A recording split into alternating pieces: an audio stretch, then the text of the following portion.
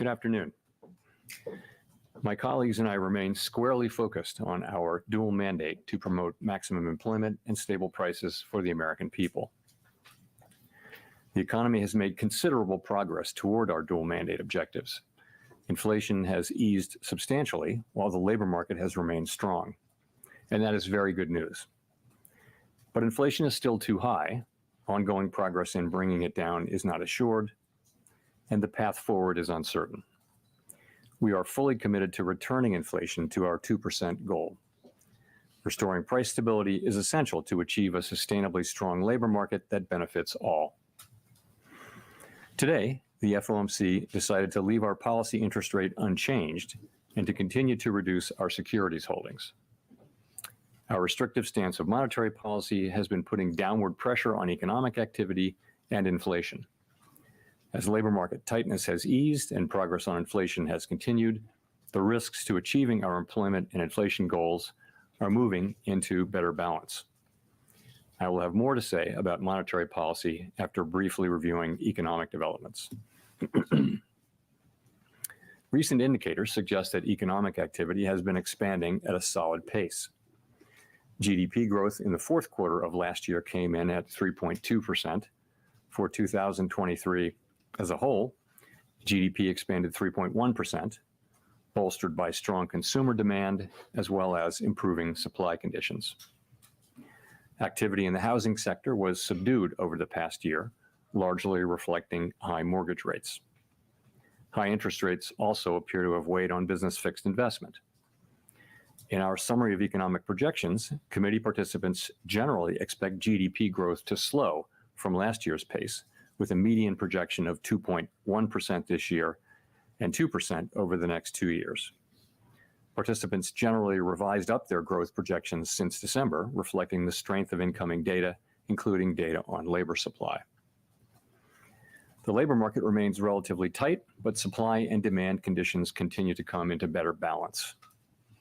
Over the past 3 months, payroll job gains averaged 265,000 jobs per month. The unemployment rate has edged up but remains low at 3.9%. Strong job creation has been accompanied by an increase in the supply of workers, reflecting increases in participation among individuals aged 25 to 54 years, and a continued strong pace of immigration. Nominal wage growth has been easing and job vacancies have declined. Although the jobs to workers gap has narrowed, labor demand still exceeds the supply of available workers. FOMC participants expect the rebalancing in the labor market to continue, easing upward pressure on inflation. The median unemployment rate projection in the SEP is 4.0% at the end of this year and 4.1% at the end of next year. Inflation has eased notably over the past year, but remains above our longer-run goal of 2%. Estimates based on the Consumer Price Index and other data indicate that total PCE prices rose 2.5% over the 12 months ending in February, and that excluding the volatile food and energy categories, core PCE prices rose 2.8%.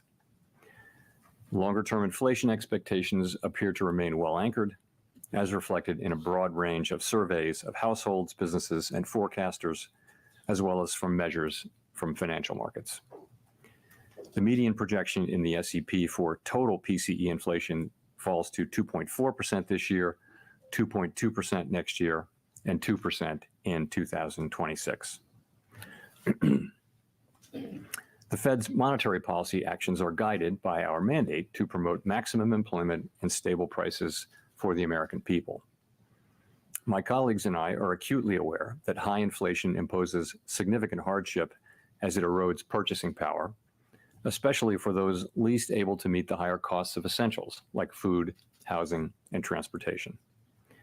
We are strongly committed to returning inflation to our 2% objective. The committee decided at today's meeting to maintain the target range for the federal funds rate at 5.25% to 5.5%, and to continue the process of significantly reducing our securities holdings. As labor market tightness has eased and progress on inflation has continued, the risks to achieving our employment and inflation goals are coming into better balance. We believe that our policy rate is likely at its peak for this tightening cycle, and that if the economy evolves broadly as expected, it will likely be appropriate to begin dialing back policy restraint at some point this year. The economic outlook is uncertain, however, and we remain highly attentive to inflation risks. We are prepared to maintain the current target range for the federal funds rate for longer, if appropriate. We know that reducing policy restraint too soon or too much could result in a reversal of the progress we have seen on inflation and ultimately require even tighter policy to get inflation back to 2%. At the same time, reducing policy restraint too late or too little could unduly weaken economic activity and employment. In considering any adjustments to the target range for the federal funds rate, the committee will carefully assess incoming data, the evolving outlook, and the balance of risks. The committee does not expect it will be appropriate to reduce the target range until it has gained greater confidence that inflation is moving sustainably down toward 2%. Of course, we're committed to both sides of our dual mandate, and an unexpected weakening in the labor market could also warrant a policy response. We will continue to make our decisions meeting by meeting. In our SEP, FOMC participants wrote down their individual assessments of an appropriate path for the federal funds rate based on what each participant judges to be the most likely scenario going forward. If the economy evolves as projected, the median participant projects that the appropriate level of the federal funds rate will be 4.6% at the end of this year, 3.9% at the end of 2025, and 3.1% at the end of 2026, still above the median longer-term funds rate. These projections are not a committee decision or plan. If the economy does not evolve as projected, the path for policy will adjust as appropriate to foster our maximum employment and price stability goals. Turning to our balance sheet, our securities holdings have declined by nearly $1.5 trillion since the committee began reducing our portfolio. At this meeting, we discussed issues related to slowing the pace of decline in our securities holdings. While we did not make any decisions today on this, the general sense of the committee is that it will be appropriate to slow the pace of runoff fairly soon, consistent with the plans we previously issued. The decision to slow the pace of runoff does not mean that our balance sheet will ultimately shrink by less than it would otherwise, but rather allows us to approach that ultimate level more gradually. In particular, slowing the pace of runoff will help ensure a smooth transition, reducing the possibility that money markets experience stress and thereby facilitating the ongoing decline in our securities holdings consistent with reaching the appropriate level of ample reserves. We remain committed to bringing inflation back down to our 2% goal and to keeping our longer-term inflation expectations well anchored. Restoring price stability is essential to set the stage for achieving maximum employment and price stability over the long term. To conclude, we understand that our actions affect communities, families, and businesses across the country. Everything we do is in service to our public mission. We at the Fed will do everything we can to achieve our maximum employment and price stability goals. Thank you. Thank you. Microphone, right? Steve Leisman, CNBC. Mr. Chairman, the projections show somewhat higher core inflation. They also show somewhat stronger growth.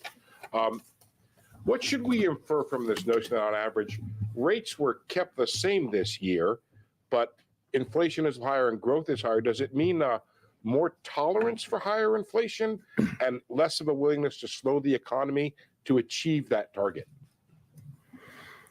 Well, it doesn't. No, it doesn't mean that. What it means is that we've seen incoming, as I pointed out in my opening remarks, we did mark up our growth forecast, and so have many other forecasters. So the economy is performing well. And the inflation data came in a little bit higher as a separate matter, and I think that caused people to write up their inflation. But nonetheless, we continue to make good progress on bringing inflation down. And so. When you, just to follow up, when you say that you're willing to either maintain the rate for longer, what is the tolerance of the Federal Reserve for inflation coming in above its 2% target? So we're strongly committed to bringing inflation down to 2% over time. That is our goal, and we will achieve that goal. Markets believe we will achieve that goal, and they should believe that, because that's what will happen over time. But we stress over time, and so I think we're making projections that do show that happening, and we're committed to that outcome, and we will bring it about. Rachel. Hi, Chair Powell, Rachel Siegel from the Washington Post. Thanks for taking our questions. You and others have been saying that relief on housing inflation is coming, but it still hasn't shown up meaningfully in the CPI or the PCE. Does that challenge your assumption about when the shift will finally break through, since it hasn't at that point? So I think there's some confidence that the market rents, lower market rent increases that we're seeing will show up in measures of housing services inflation over time. There's a little bit of uncertainty about when that will happen, but there's real confidence that they will show up eventually over time. But again, uncertainty about the exact timing of that. And will you be able to get overall inflation down to target if housing doesn't break through quickly? And does that affect the timing for eventual cuts this year? We will get aggregate inflation down to 2% over time. We will. And I would assume that what we'll continue to see is we'll see goods prices coming into a new equilibrium where they're going down perhaps not as quickly as they had been earlier this year, where housing services inflation will come back down as current market rents are suggesting will happen, and where non-housing services will move back down. Some combination of those three things, and it may be different from the combination we had before the pandemic, will be achieved and will bring inflation back down to 2% sustainably.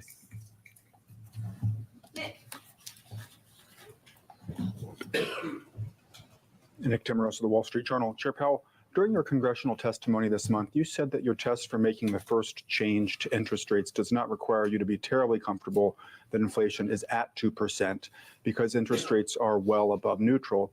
At the same time, you said here after the last meeting that the first cut is highly consequential.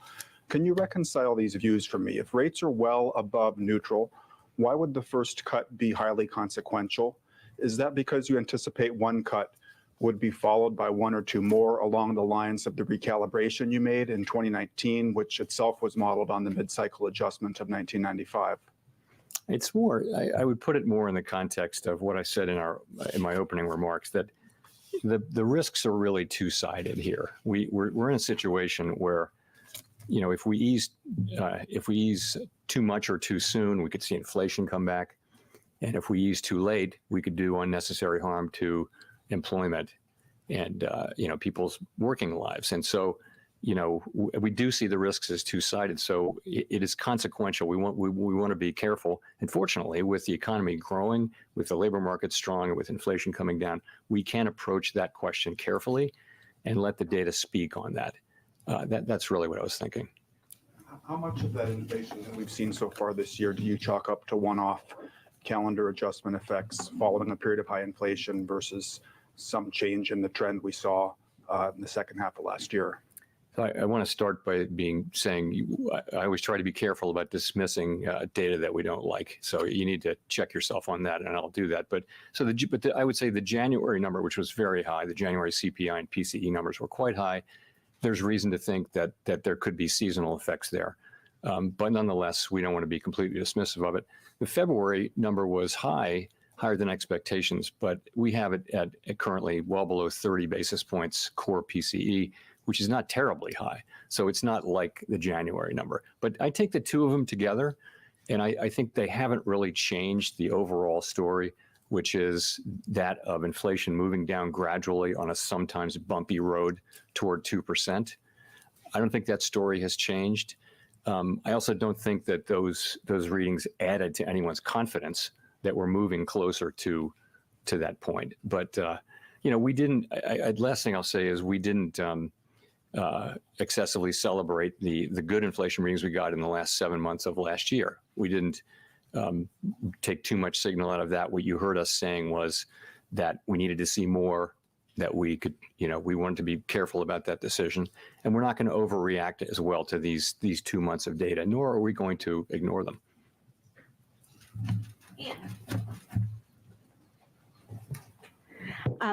Hi, yes, Chair Powell. Could you speak a little bit more about the timing? Is there enough data between now and say May to be able to get the kind of confidence that you say that you still need, or by June, is there enough data for you? Just give us a sense of your thinking there. Thank you. Yeah, so we make decisions meeting by meeting, and we didn't make any decisions about future meetings today. Those are going to depend on our ongoing assessment of the incoming data, the evolving outlook, and the balance of risk. So I really don't have anything for you on any specific meeting looking forward. But, just a question of, is there even enough data for you to be able to? We'll take, things can happen during an intermeeting period if you look back, unexpected things. So I wouldn't want to dismiss anything. So I just would say that the committee wants to see more data that gives us higher confidence that inflation is moving down sustainably toward 2%. I also mentioned, and we don't see this in the data right now, but if there were a significant weakening in the data, particularly in the labor market, that could also be a reason for us to begin the process of reducing rates. Again, there's nothing in the data pointing at that, but those are the things that we'll be looking at coming meetings, and without trying to refer to any specific meeting. Chris. Hi, Chris Rieger, Associated Press. Thank you. In the projections, there is an increase in the neutral rate, as you know, and higher rates, a quarter point higher rates projected in 2025, 2026. Can you speak about what might be behind that? Is there a real sense here that the economy has perhaps changed in some way, that higher rates will be needed in the future? Thank you. So you're right, they're pretty modest changes, but you're right, there was an uptick in the longer run rate, and also there's a 25 basis point increase in 25 and 26. In terms of are rates going to be higher in the longer run, if that's really your question, I don't think we know that. I think we think that rates were generally low during the pre-pandemic, post-global financial crisis era for reasons that are mostly, important, slow-moving, large things like demographics and productivity and that sort of thing, things that don't move quickly. But I don't think we know. My instinct would be that rates will not go back down to the very low levels that we saw, where all around the world there were long-run rates that were at or below zero in some cases. I don't see rates going back down to that level, but I think there's tremendous uncertainty around that. Great. And just a quick follow on the projections, you also have 2.6% core inflation for the end of this year. It's already or you mentioned it being 2.8 in February. That doesn't sound like much disinflation at all. So are you still confident? Or the last press conference, you sounded pretty optimistic you would get more confidence to the end of this year. Is it right to say that this suggests you're not seeing a lot of disinflation this year compared to what we've seen 2023 and so forth? I think that higher year-end number reflects the data we've seen so far this year, because you're now in this year. So I think that. Sorry, say your last part of your question again. Well, are you still optimistic that you'll get the confidence you need this year? I think if you look at the SEP, what it says is that it is still likely in most people's view that we will achieve that confidence and that there will be rate cuts. But that's really going to depend on the incoming data. It is. The other thing is, in the second half of the year, you have some pretty low readings, so it might be harder to make progress as you move that 12-month window forward. Nonetheless, we're looking for data that confirm the kind of low readings that we had last year, and give us a higher degree of confidence that what we saw was really inflation moving sustainably down to 2%, toward 2%.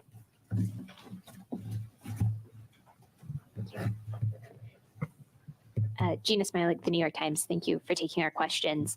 Per your comment to Anne that a weakening in the labor market would be a reason to potentially cut rates, or at least a consideration in making a rate cut, would continued strength in the labor market be a reason to hold off on rate cuts? And just in general, if labor supply continued to rebound in 2024 the way it did in 2023, what would stronger hiring and possibly stronger growth mean for the path forward on policy?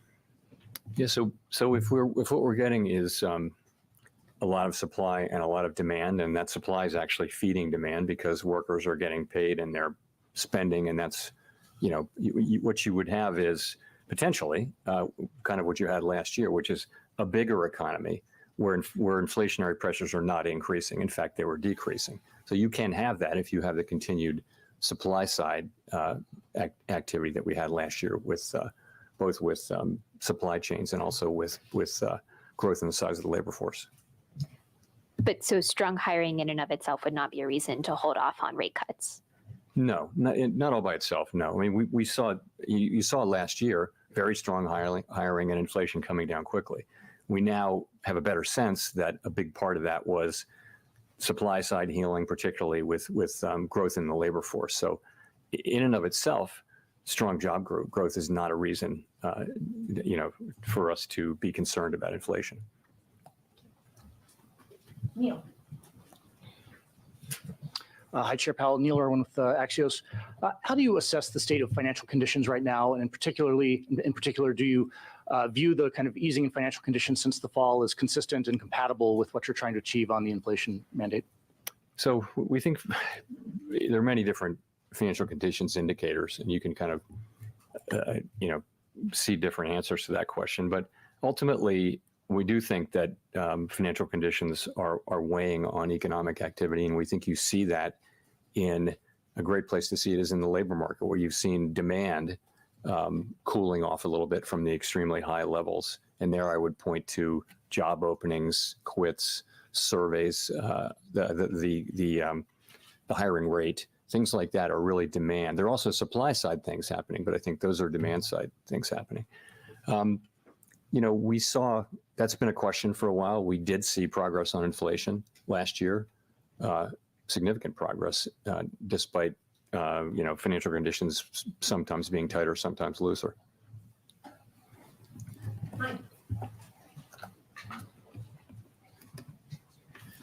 Michael McGee with Bloomberg Radio and Television. Can you give us more color on how the committee is thinking about inflation dynamics now?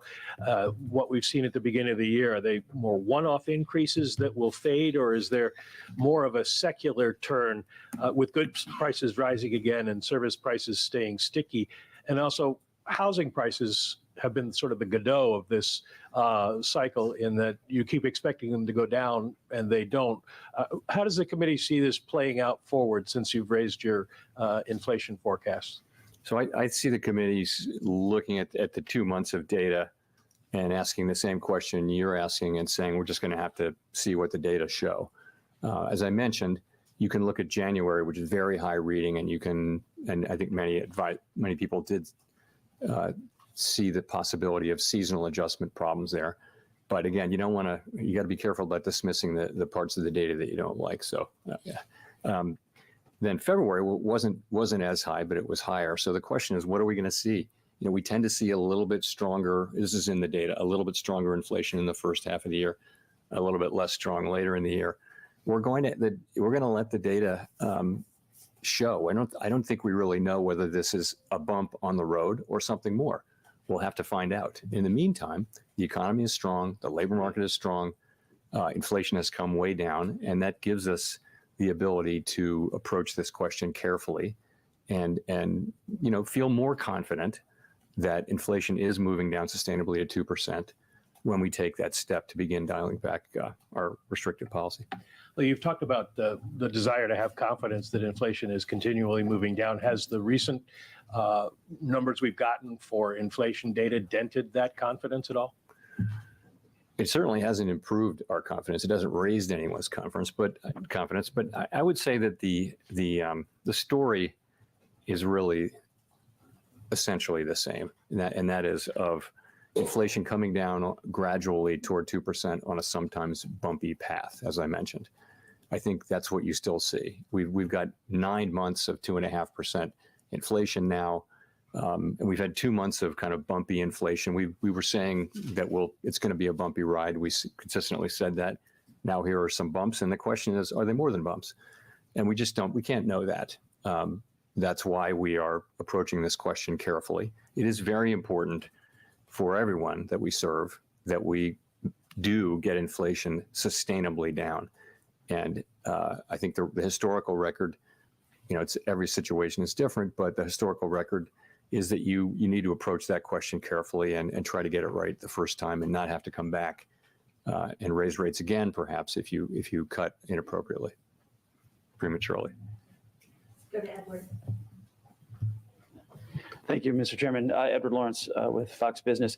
I wanted to ask you, you received a letter from, the Federal Reserve, first independent body, understanding Congress has oversight over that. You received a letter from Senators Elizabeth Warren and Sheldon Whitehouse that said, calling on you to lower interest rates, to cut interest rates, because it says, quote, the potential that it may remain too high for too long has halted advances in deploying renewable energy technologies and delayed significant climate and economic benefits from these projects.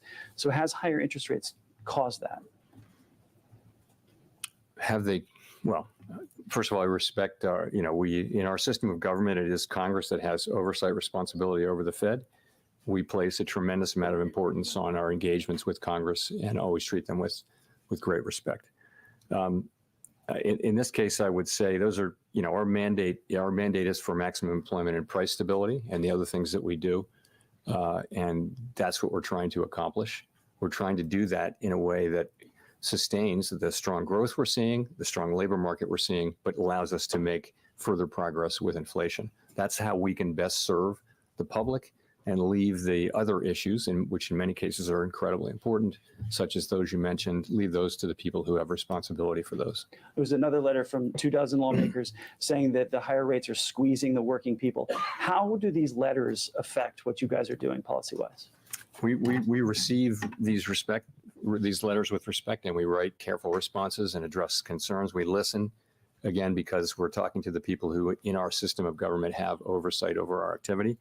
So but at the end of the day, we take that on board, but we have to make our judgments and we have to stick to our knitting, which is maximum employment, price stability, supervise and regulate the banks, work on the payment system, the things that we do. Claire. Thank you. Claire Jones, Financial Times. Thanks a lot for the opportunity to ask a question. As chair of the FOMC, would you want to see unanimity on the committee or something close to it, meaning no more than one dissent before you begin cutting rates? Thank you. We're a very consensus-oriented organization, and we do try to achieve consensus and ideally unanimity. People do dissent. It's something that happens. Life goes on, and it's not a problem. We've always had dissents, and so you respect thoughtful dissents very much. It's like you may not agree with some arguments, but you really want to understand them. So you may read a book that takes a position that you have long opposed, just to understand that book. So I treat dissents with real respect as well. So Simon, what will you say? Simon Rabinovich with The Economist. Can you hear me? Yes. Okay, great. Obviously, inflation is some ways away from target. Unemployment, though, if you look at the projection for the full year, 4.0%. In February, we were already at 3.9%, so quite close to the median projection. Are you concerned at all that, notwithstanding the very strong jobs growth, that in fact there may be some cracks appearing in the employment market? You talked about a significant deterioration in the labor market being a condition for easing rates. What would constitute that in your books? Thank you. So we, of course, monitor it's one of our two goal variables. We all monitor the labor market very, very carefully, and I don't see those cracks today. And we follow all the possible stories that are out there about there being cracks. But the overall picture really is strong labor market. The extreme imbalances that we saw in the early parts of the pandemic recovery have mostly been resolved. You're seeing high job growth. You're seeing big increases in supply. You're seeing strong wage growth, but wage growth is gradually moderating down to more sustainable levels. In many, many respects, the things are returning more to their state in 2019, which we can think of as normal for this purpose. That's job openings and quits, and surveys of workers and businesses are always interesting on this. How tight is how easy is it to find a job? How easy it is to find a worker? Those surveys have both come down. So the labor market's in good shape. You do see things like the low hiring rate, and people have made the argument that if layoffs were to increase, that would mean that the net would be fairly quick increases in unemployment. So that's something we're watching, but we're not seeing it. Of course, initial claims are very, very low, and if anything, have tracked down a little bit. So watching it carefully, don't see it. And when I say something, I use the term unexpected weakening in the labor market. So, we do expect the unemployment rate to, the forecast is that it would move up, I think, closer to what we see as the longer run sustainable level. That's just people's forecast, individual forecasts. But we're talking about something that's unexpected. That's where I'll leave it, though. Steve. Steve Matthews with Bloomberg. You mentioned at the beginning of the press conference that the committee felt it might be appropriate to slow the pace of asset runoff fairly soon. I'm wondering, when you say fairly soon, does that mean that the committee would meet about this again in May and a decision could be reached that soon? And I was wondering if you could also just describe the scope of what the committee is discussing here. You're at $95 billion of caps right now. Would that be cut about in half or something in that nature? Thank you. So that is what we're discussing essentially and we're not discussing many other balance sheet issues. We will discuss those in due course, but what we're really looking at is slowing the pace of runoff. There isn't much runoff among MBS right now, but there is in treasuries, and we're talking about going to a lower pace. I don't want to give you a specific number because we haven't had an agreement or a decision, but that's the idea. That's what we're looking at. And in terms of the timing, I said fairly soon. I wouldn't want to try to be more specific than that, but you get the idea. The idea is, and this is in our longer run plans, that we may actually be able to get to a lower level because we would avoid the kind of frictions that can happen. Liquidity is not evenly distributed in the system, and there can be times when, in the aggregate, reserves are ample or even abundant, but not in every part. And those parts where they're not ample, there can be stress. And that can cause you to prematurely stop the process to avoid the stress. And then it would be very hard to restart, we think. So as something like that happened in 19, perhaps. So that's what we're doing. We're looking at what would be a good time and what would be a good structure. And, fairly soon is words that we use to mean fairly soon. And will there be a discussion about returning to an all treasuries balance sheet at some point? So that our longer run goal is to return to a balance sheet that is mostly treasuries. I do expect that once we're through this, we'll come back to the other issues about the composition and the maturity and revisit those issues. But it's not urgent right now. We want to get this decision made first, and then we can, when the time is right, come back to the other issues. Victoria. Hi, Victoria Guida with Politico. Also on the balance sheet, can you talk a little bit about how the outlook for the banking sector might impact your balance sheet plans? Do you worry that as deposits start to shrink that we could see more turbulence?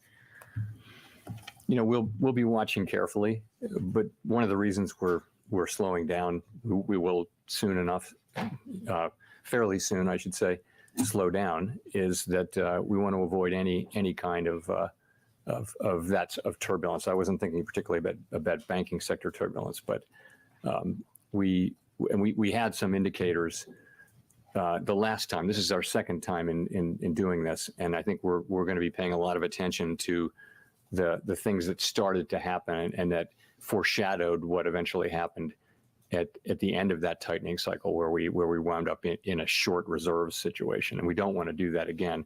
And I think now we have a better sense of what are the indicators. It wasn't so much in the banking system as it was around, for example, where federal funds is trading relative to the administered rates, and where secured rates are relative to the administered rates, those sorts of things. We will always be watching the banking system for similar signs, though. Well, is it also because you're not sure exactly how the reserve supply will react once the overnight reverse repo facility, drops nearer at zero? Well, I think we broadly think that once the overnight repo stabilizes either at zero or close to zero, that as the balance sheet shrinks, we should expect that reserves will decline pretty close to dollar for dollar with that. That's what we think. Let's go to Jean. Hi, Chair Powell. Jean Young with M&I Market News. I wanted to ask also about the balance sheet. You said that starting the taper sooner could get you to a smaller balance sheet size. Does that mean you don't have to make a decision on when to end QT at this point? And will you be setting up the process for deciding that sooner, or will you wait until we're close to the end? So it's sort of ironic that by going slower, you can get farther. But that's the idea. The idea is that with a smoother transition, you'll run much less risk of kind of liquidity problems, which can grow into shocks and which can cause you to stop the process prematurely. So that's where, in terms of how it ends, we're going to be monitoring carefully money market conditions and asking ourselves what they're telling us about reserves. Are they, right now we would characterize them as abundant, and what we're aiming for is ample, and which is a little bit less than abundant, right? So there isn't there's not a dollar amount or a percent of GDP or anything like that where we think we have a really pretty clear understanding of that. We're going to be looking at what these what's happening in money markets, in particular, a bunch of different indicators, including the ones I mentioned, to tell us when we're getting close. Then, though, you reach a point ultimately where you stop allowing the balance sheet to run off, but then from that point, there's another period in which non-reserve liabilities grow organically, like currency, and that also shrinks the reserves at a very slow pace. So you have a slower pace of runoff, which we'll have fairly soon.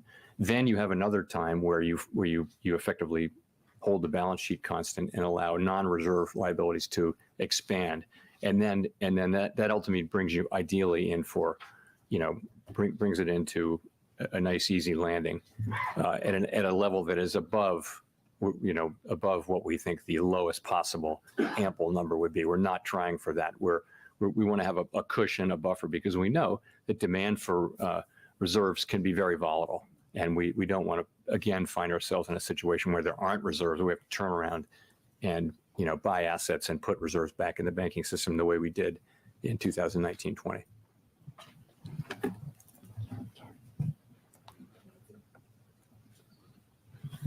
Hi, Nancy Marshall-Genzer with Marketplace. Chair Powell, you said you're waiting to become more confident that inflation is getting to your 2% goal before you cut rates. Can you just sum up more specifically what data you're looking at that would give you that confidence? Sure. So most importantly, we're looking at the incoming inflation data and the contents of it and what they're telling us. So that'll be, and also the various components. So obviously that's what we want. We want more confidence that inflation is coming down sustainably toward 2%. And I mean, of course, we'll also be looking at all the other things that are happening in the economy. We'll look at the totality of the data, including everything essentially, as we make that assessment. But the most important thing will be the inflation data that's coming in. Well, are there things that you would give more weight to, like wages? Wages is one thing. We don't. Our target is not wages. It's really inflation. We would look to the fact that wages are still coming in very strong, but they've been wage increases. That is to say, wage increases have been quite strong, but they're gradually coming down to levels that are more sustainable over time. and that's what we want. We don't think that the inflation was not originally caused, I don't think, mostly by wages. That wasn't really the story. But we do think that to get inflation back down to 2% sustainably, we'd like to see, continuing gradual movement of wage increases at still high levels, but back down to levels that are more sustainable over time. Go to Greg. Thank you. Greg Robb from MarketWatch. Chair Powell, could you say at this meeting whether there were more officials who wanted to be careful and go slower than about rates than were at the last meeting? Was there that sense of maybe it's smart to wait? Thanks. I guess I'd put it this way. If you look at the incoming inflation data that we've had for January and February, I think very broadly that suggests that we were right to wait until we're more confident. So I think I didn't hear anyone dismissing it as not information that we should look at or anything like that. So I think generally speaking, it does go in the direction of saying yes, it's appropriate for us to be careful as we approach this question.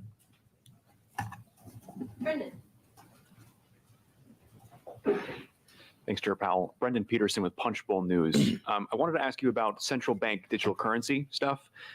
We've been hearing a lot from Republicans in Congress about what the Fed is or isn't doing in a digital dollar. But folks, I know you have said to Congress that you are going to wait for approval before the Fed does anything, launches anything. But folks like House Majority Whip Tom Emmer have said that the Fed is either actively researching or hiring personnel to study the implications of the CBDC. Can you give us any clarity on what the Fed is doing right now on a digital dollar? Sure. So I think we've been pretty transparent on this, but I'll try harder. So we are not getting ready to, we haven't proposed, we haven't come to a conclusion that we should propose or anything like that, that Congress consider legislation to authorize a digital dollar. And it would take legislation by Congress signed by the president to give us the ability to do what we think of as a CBDC, which is really a retail CBDC with the public of it. So we're just a long, long way from that. What we are doing, and I think what every major central bank is doing, is we're trying to stay in the frontiers of what's going on in digital finance. And it has many, many different areas. It has applications in wholesale finance, in the payment system. And so we to serve the public, these issues have become very front burner in the last 5 or 6 years. We need to be knowledgeable about all that. So we actually do have people trying to understand things that are, but it's wrong to say that we're working on a CBDC and then we've secretly got a lab here where we've got one and we're just going to spring it on Congress at the right moment. We don't. I haven't at all in my own mind made a decision that I think this is something the U.S. should be doing. I just think it's something we need to understand, and we do have people who are keeping up with that as part of the broader payments landscape. That's how I would characterize it. Mark.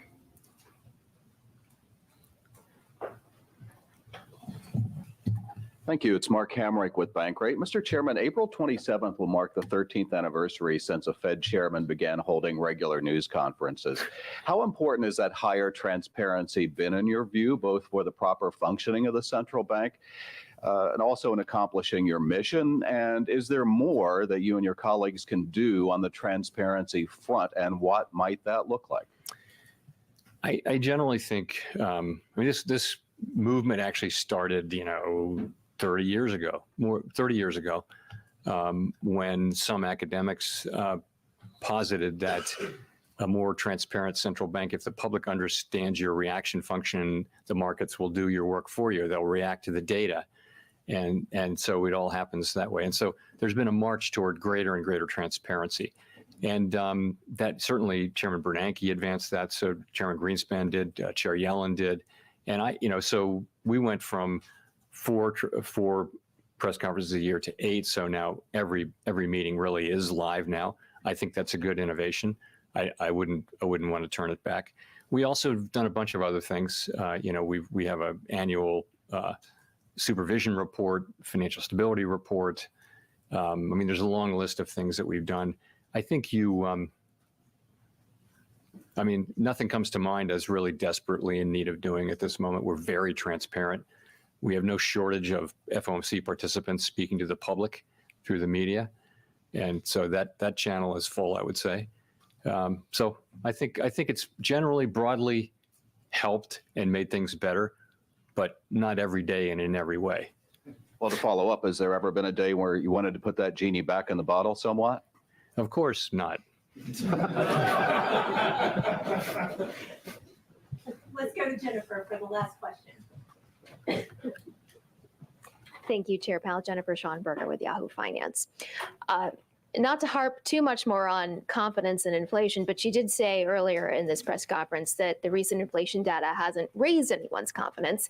But when you testified before the Senate a couple weeks ago, you told lawmakers that you are, quote, not far from receiving the confidence needed on inflation to begin cutting rates. So are you still of that belief or not? What are we to take by those words, not far?